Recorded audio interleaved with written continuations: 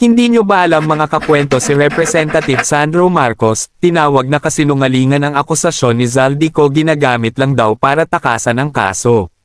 Mariing itinanggi ni House Majority Floor Leader Representative Sandro Marcos ang paratang ni dating Ako Bicol Party List Representative Zaldico na may umano'y bilyon-bilyong pisong budget insertions na nakaangkla sa kanya.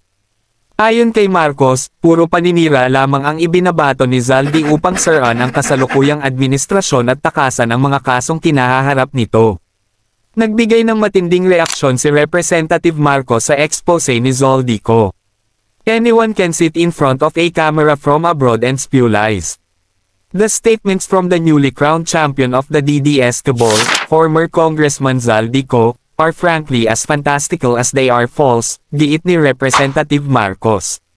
Kung kayo ang tatanungin mga kakwento anong masasabi nyo sa paratang ni Zaldico, totoo ba ito o paninira lang? Halika mga kakwento, pag-usapan natin yan sa comment section at wag mo na rin kalimutang i-follow ako para updated ka sa political news natin.